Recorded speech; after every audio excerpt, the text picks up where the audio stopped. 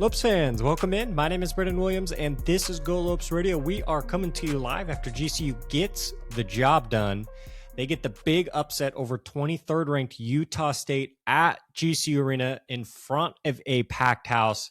A really big win. It results in a court storm and a big statement from the Lopes as they kind of enter into the Mountain West. Really a tough grind here.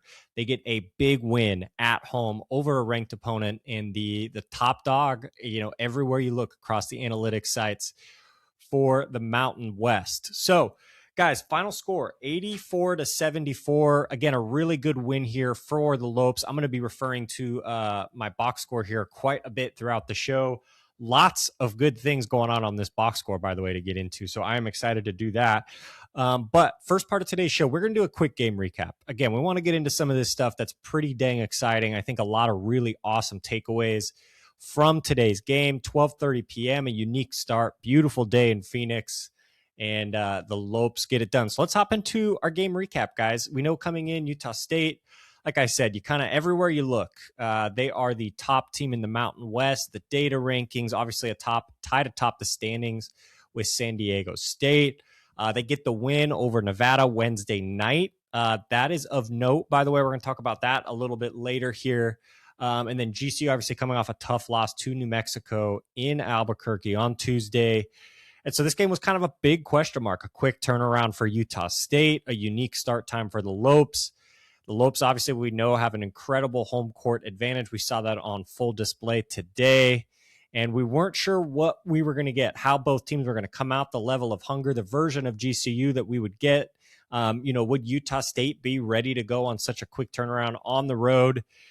Well, it started out that I hate to bring up, I'm not going to go over every basket, guys, but this first basket by Utah State is of note because Utah State goes up 2-0 on a MJ Collins, just a little free throw line jumper. He would actually hit back-to-back, and you kind of looked at that and you said, dang it, MJ Collins has it going tonight. That would not happen throughout the game. Another thing we're going to talk about in just a second. But after Utah State goes up 2-0, guys, they would not take the lead again in the game. GCU would hold the lead from that point on after they took the lead early on there, and they would hold it the rest of the way. Utah State would claw back. I believe they tied the game up once. They made some mini runs, but guys, this thing was back and forth. And every time Utah State made a run in that first half, they relied on a lot of Mason Falsev. He was making threes. Really impressive showing from him. Obviously, he took some bad shots down the stretch to hurt his efficiency, but he was excellent at GCU Arena, I thought. He was keeping them in it that first half. And then, it's just this back and forth. And like I said, every time Utah State, they make a run, GCU answers back. And, whether it was getting to the foul line, whether it was, getting a dunk down low off an offensive rebound. One thing we mentioned after New Mexico, right, is can they just stop the bleeding when they have some of the opponent has some of those runs, and they just need to take a deep breath and stop some of those runs. GCU did a fantastic job of that. But we had a real fork in the road moment. We've got about 8 minutes left in the second half in this game, and there's two sides to this game. GCU's played excellent. They fought, their butts off. They want the chance at the upset. They're at home, but they're only up one after Utah State hits a three. And Utah State, when you look at it from their perspective, they played overall a pretty bad game. They have guys in foul trouble. They weren't super stoked with the refs. All this stuff has kind of converged into this fork in the road moment. And what was going to give was Utah State going to say, hey, no, we are top dogs in this conference. We're going to win them ugly when we have to. And GCU, with one of the best kind of 8-minute stretches there, they answered every single time. And from there on out, they'd extend a lead, and Utah State would not get it closer than 5 points down the stretch. The game never really got in question, and GCU, like I said, had one of the better 8-minute stretches of this program's history. And just like that, guys, the court got stormed, a massive win, a really big moment for, I think, a lot of guys individually, and then obviously collectively for this group. This is going to pay massive dividends.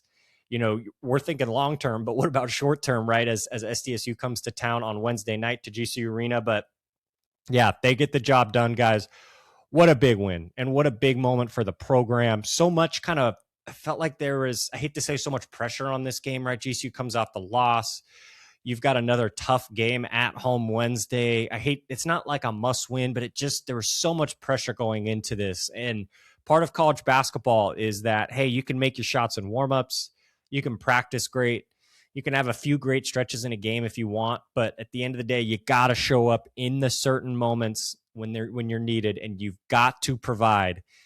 And with 8 minutes left in that game, a 1-point game, GCU fends off Utah State and pulls away and wins the game. And so hard not to just be excited about this group, what they did, the staff, lots of season left, a lot of, peaks and valleys probably left in this Mountain West season, as we've seen already, only a few weeks in here. But Lopes get the job done, man. That was awesome. Loved the Lavenders again, and we loved the 12:30 tip. I thought that was super fun. Brought kind of a unique energy to the game, and obviously, the fans were incredible. So we love to see that. So really a banner sort of day for the program, for the university, and a really, really great win, basketball wise, and excited to see kind of where this takes this team. But guys, that's kind of it for our for our game recap. I do want to go over the box score. We're going to talk about some takeaways that are going to be in regards to this box score, but we want to make sure we cover kind of what some guys did. I think if you're the Lopes, there's a few different places you can start.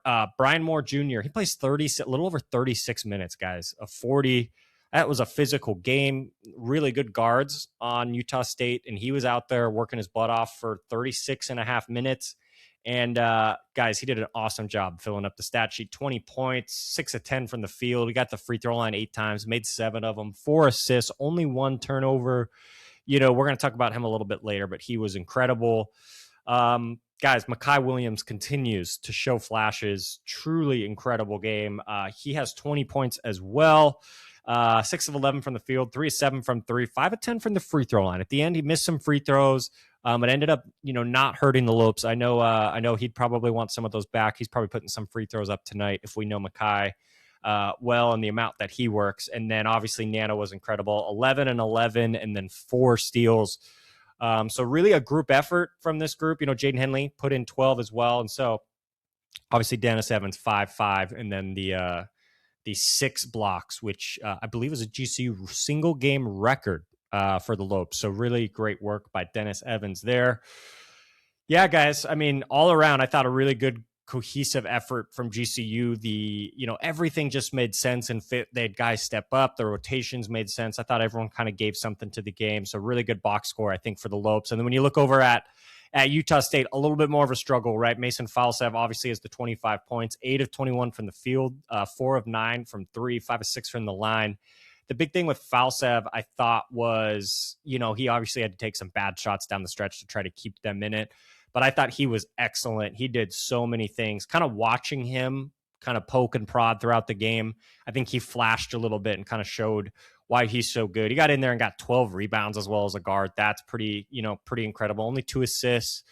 But they were led by Mason Falsev. MJ Collins, guys, he struggled. 32 minutes, 5 of 13 from the field, 12 total points, only 1 3, which was late. And then I think the other big call out's Carson Templin. He does have 10 and 8 on the night with 2 assists.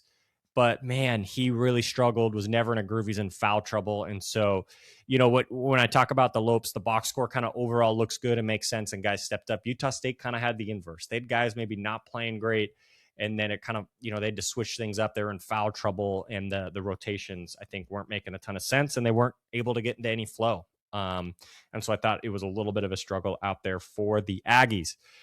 Let's hop into our takeaways, because this is obviously kind of the part of the show we're looking forward to here, is kind of reflecting on what we saw. And all these are going to be positive, right? Like, really great game from the Lopes. They get the big upset. And a big part of that, we're going to reflect on some of the things we've talked about in this Mountain West season and kind of how they've done. And the first thing is, we talked about the Boise State game. Like, if you want to win that game, you've got to throw a punch early. You've got to say, hey, we are here to play in this game. We're on the road.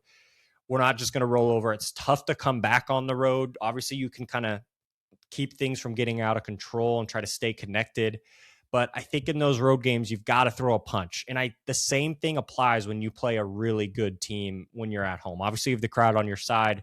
But I think it's really important to throw a first punch against a quality opponent like Utah State. GCU did that, like I mentioned, after going down 2-0. GCU would lead the rest of the way, but they were able to pull to 7 to 10 points early. And once you throw that punch, you tell Utah State, like, hey, if you're going to want to win this, you're going to have to play 40 full minutes of physical basketball. And we're going to have counters for your counters. And I just think that first punch is important. And they did it again, much like they did when they went to Boise. Obviously, when they went to Wyoming, they did an incredible job of that. And I thought it was just really important that this group showed they were ready to go right away, especially after the loss on Tuesday. The last time they were on the basketball court as a team in a game, there was that tough, last 12 minutes of that New Mexico game, which did not go great. And I know they were really disappointed by that, but you've got to kind of show up ready to go. It's not a game where you can let it get out of hand early and try to kind of make your way back into it, like Utah State had to try to do most of the game and wasn't able to. I thought GCU just did such a great job throwing that first punch, putting Utah State on its heels. They were playing kind of catch up all game. And so I thought that was really important to that sort of game. Obviously, in any big game, you want to be able to throw that first punch. But I just think there's certain times where it's really necessary. And this is where we got to talk about it. Utah State coming off the late Wednesday night game, having to travel on the road and playing a 12:30 game. It's a tough schedule get, guys, without a doubt. I passed around a tweet that showed SEC teams last year, I think in this exact situation, were something like 1-11. Essentially a scheduling nightmare, impossible game to win. The travel, the late Wednesday game, and then getting to Phoenix. I mean, listen, it's a tough scheduling get. I'm not going to sit here and say it isn't, but that's kind of life in the Mountain West, guys. You're going to have one or two games that are tough on the schedule, tough on the travel, tough on the logistics, whatever it might be. And I think when you see that, when you're GCU, you're knowing they might be tired, they might be sluggish, they might not be awake, ready to go, and they threw that first punch and showed they were ready to hang, and I thought that was really important. So credit to the Lopes on that, being ready to go from the jump and not waiting for the game to kind of come to them. They went to the game and kind of forced the issue, so incredible job there. Next one, guys, I'm not sure how much more we can talk about this, but another Nana masterclass. Again, I hate to say only 11, 11, and 4, and you're thinking, yeah, it's a great game. Obviously you want your big guys to rebound, all that sort of stuff. But, guys, he's just doing everything. Like, I can't, I've tweeted about it a ton. I've posted in our message board. He has to be considered for Mountain West Defensive Player of the Year. I get it. He's not out there pinning shots on the backboard, and he's not, like I said, slapping the ground as a guard out there, but he's doing so many incredible things defensively. He did have the 4 steals tonight. He's plus 20 on the plus minus for tonight. He's just making winning plays all over the place. You look at the box score, it's truly incredible.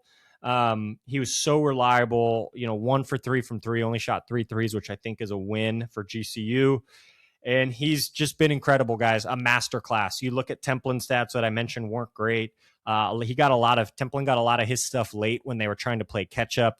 He was taken out of the game, I thought, by Nana, and then Gary Clark as well. Really struggled, really struggled. I don't even know. He might have got an injury. I know he was dealing with some foul trouble at the start, but he kind of shut him down, and then he just made life really hard on the inside. And for the guards to I thought the defense on the perimeter was great. So it's like, okay, you get past, GCU's defense on the perimeter. Well, there's Nana. He's ready to help. And by the way, standing behind him is Dennis Evans, who got 6 blocks. So Nana masterclass. He's got to be considered for Mountain West Player of the Year. I'm going to keep yelling it from the mountaintop. And that's an effort tonight that, was just special. And I think kind of showed what he brings to the table that is more than maybe just like raw box score stats.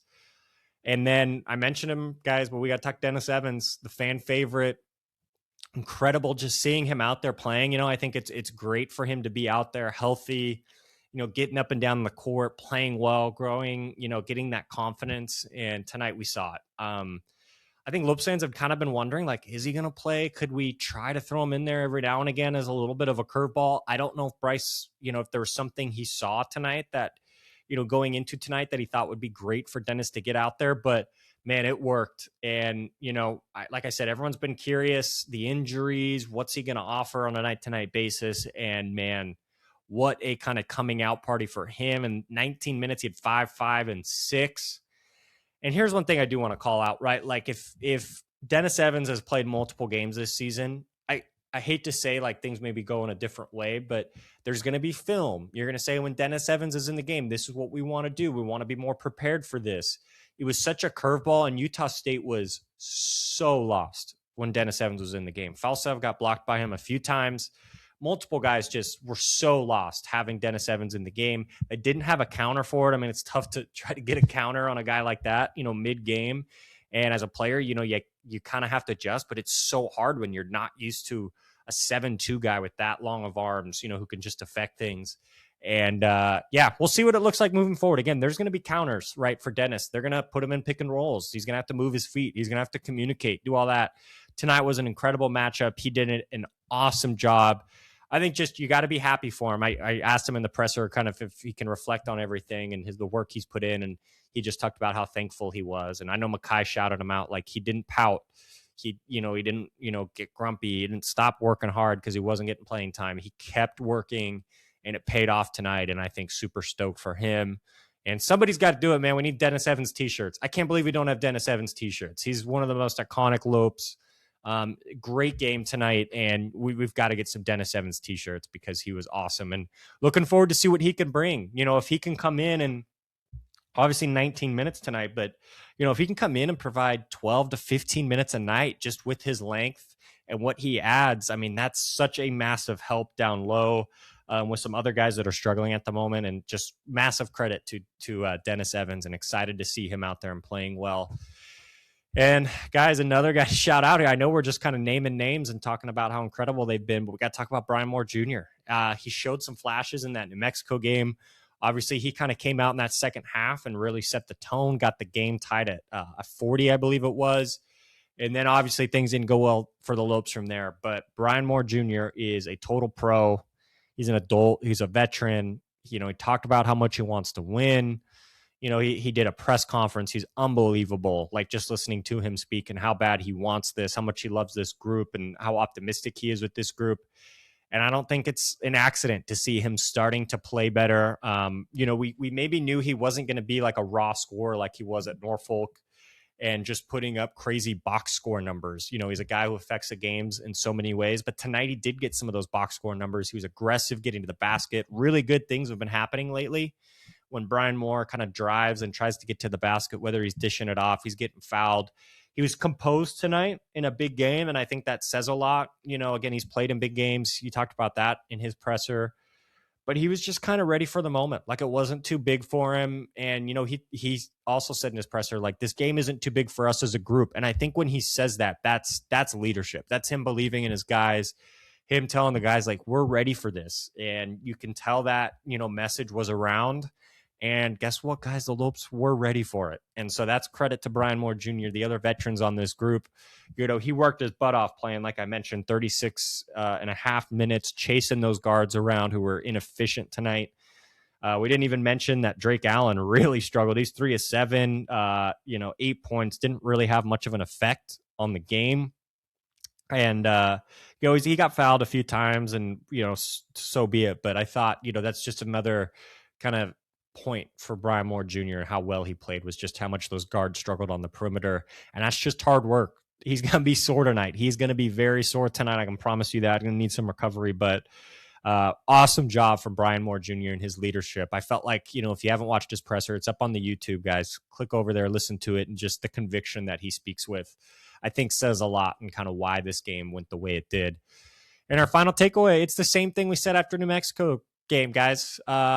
After that game, I said, this is life in the Mountain West. You can't necessarily expect to win games on the road. It's really tough.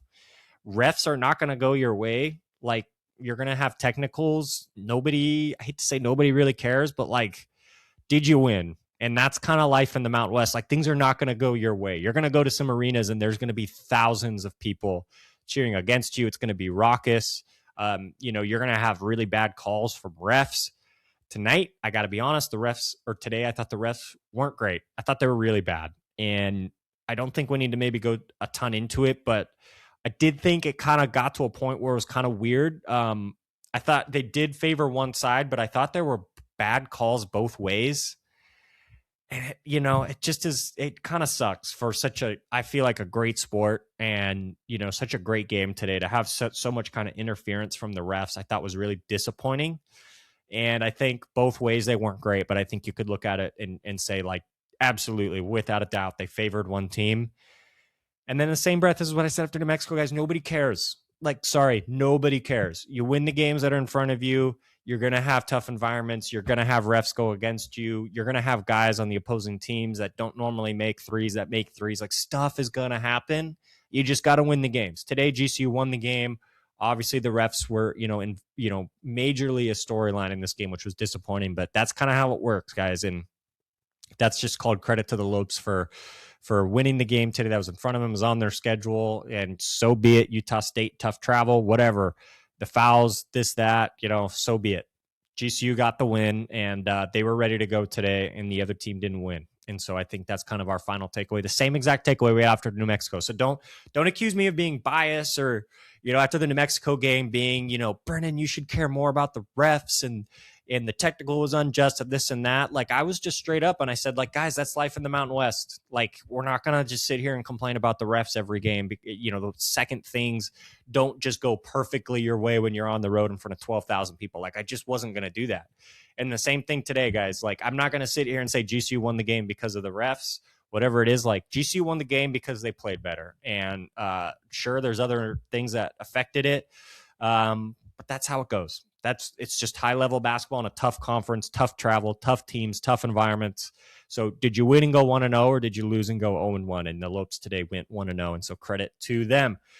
That's it, guys. That's our reaction. 84-74. What a great day for the university. A great win. Really good for the basketball program, for the staff, for the players. I think they've worked hard. They've been through a lot. It's up and down. And it's a tough season. It's a grind, and we're in the middle of it right now. But, GCU ends up getting the win over 23rd ranked Utah State, who will surely no longer be ranked. And, guys, the message just kind of continues to be this in the Mountain West. Like, what a win. We just went over everything we liked. We went up and down the box score. We named guys on GCU who played awesome and the things they did that led to this win. We're going to, you got to celebrate this. You got to enjoy it, whatever it may be. But guess what, guys? Wednesday, you got San Diego State coming to town, who looks like they're going to be in first place by themselves in the Mountain West. Is a dang good team. Sure, they, maybe haven't been the team some thought they might be. Some individuals might not be playing great. They're rounding into form. I think they're going to be undefeated coming in the Mountain West into GCU Arena. And so you got to turn the page. And as much as, you got to be even keel coming from New Mexico to come back home to try to get the win, you're not going to go too high just because you won. You've got to stay the course. This league is brutal. It is tough. And they got to finish out this tough 3-game stretch at home Wednesday. It's a late one, guys, 9 p.m. San Diego State at GCU Arena. So we'll see you guys there. But once again, a massive day for GCU basketball as they beat a top 25 ranked team, number 23 Utah State, 84-74.